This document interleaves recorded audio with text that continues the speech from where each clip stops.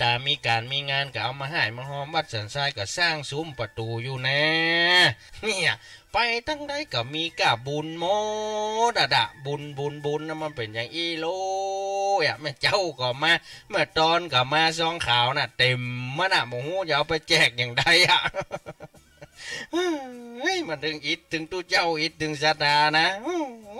ก็ยินดีจะนักกับข้าวของพ่อลุงประสานซักดีหรือว่าลุงปันช่างปั้นลูกศิษย์พ่อครูบุญมาเมืองกระเป๋าพ่อครูศิริพงษ์วงศ์ชัยแล้วก็เปิ้นมีแรงบันดาลใจจากแม่ครูแสงจันทร์สุภาบ้านศพป่อนอำเภองาวจังหวัดลำปางก็ยินดีจะนักเนิกกับพ่อลุงปันช่างปั้นแต่ว่าเปิ้นก็มาให้มาหอมเอาน้ำมาหอมโดยก็ยินดีกระจัดนัก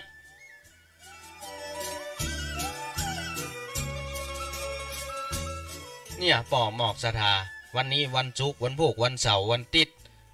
นี่ก็ยังว่าน่ะความจริงเขาก็มาแจ้แค่เรื่องการเมืองนะป่อหมอกสถาก็ย้อนว่าเปิ้นส่งข่าวมาฮื้อเนี่ยก็คงจะมาเป็นอย่างก็คิดว่ามันเป็นข่าวที่ดีเพื่อว่า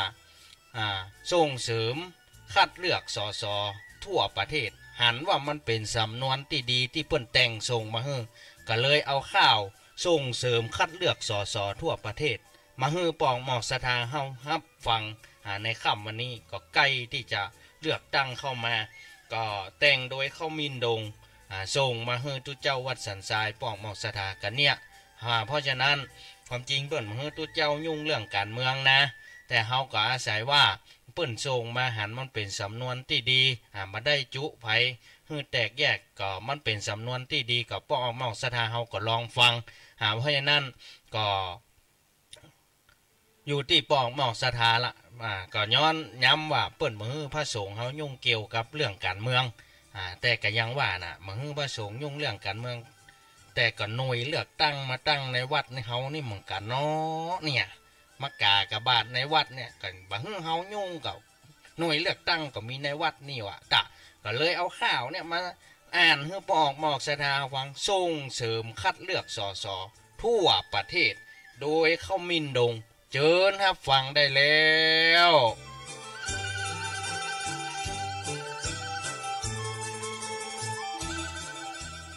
ขอเชิญจวนหมู่มวลพี่น้องทั่วทุกแห่งห้องขอร้องตั้งหลายวันที่24นี้ครับนับมีความหมายมีนาก็เนินนายยิงใจแก่เท่า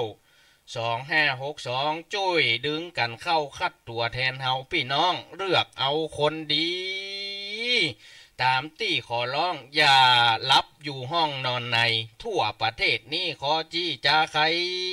สั่นกำแพงใจสืบไว้สักผู้เขตดอยสะเก็ดคนเน็ตกำอูพี่น้องคิดดูที่แคมเขตอำเภอเมืองอันนี้เปิ้นลุ่งเลืองเปิ้นชิงแซมโลกปลายแถมกระเพราผู้มีเงินชาลาปีนั้นมั่นใจเหลือเกินบ้านเปิ้นเจริญเจินจวนใจได้ทุกบ้านตำบลประชาชนเหนือใต้อยู่ร่วมเมืองไทยพี่น้อง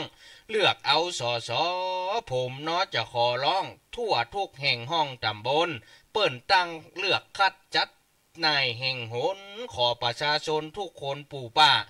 จัดเลือกผู้แทนต้องเงินพอหน้าจะไล่ดีจะจุ่งคิดไปหันแต่งเงินขอเจิญล่ำปิดไปคิดค่าจ้างรางวัลมีคนสมัครมากนักเบือนกันเงินร้อยเงินปันนี่นะล่อปันปู่ป้า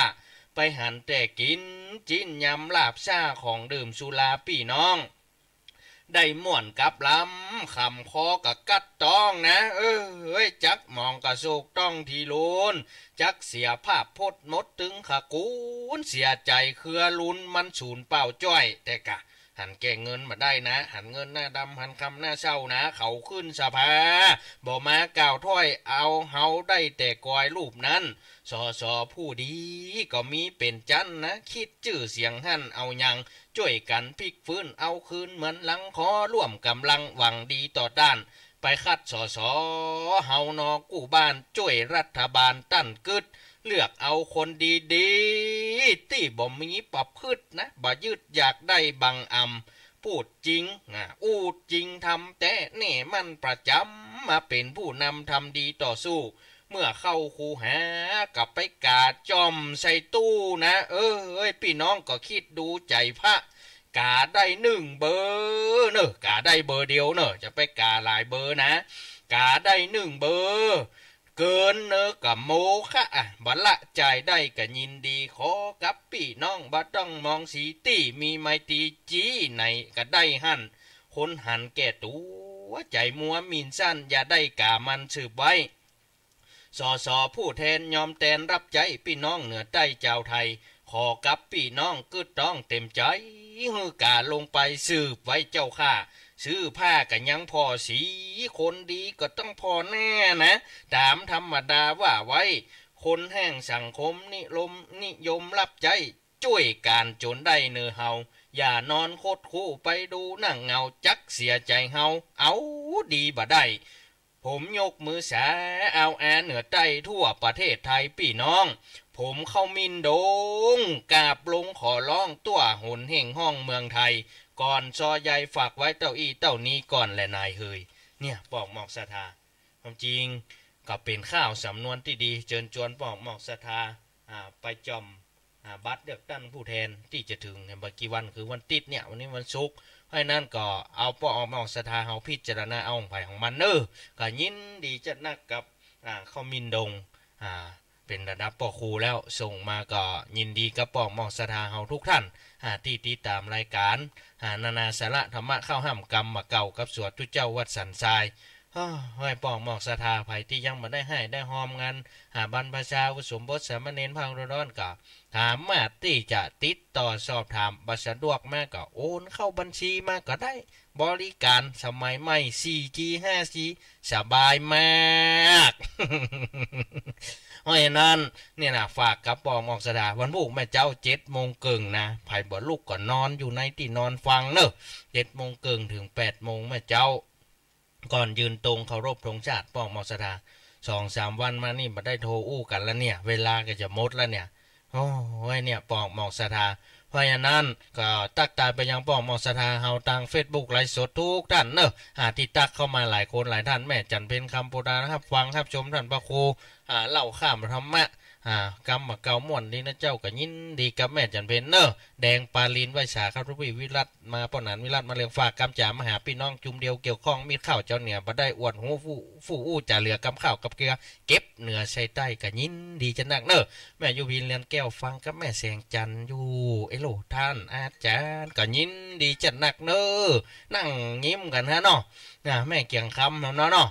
แม่จันยาฟองซักก็บอกว่ากราบไหว้สาบารมีท่านเจ้าอาจารย์โยมแม่รับชมฟังสารปีชัดเจนเนาะก็ยินดีจัดนักเนอะยินดีกับพ่อครูบุญมาเนอะกำลังฟังดีใจข้าวลุงปันลูกศิษย์ออกรายการคนจัดรายการก็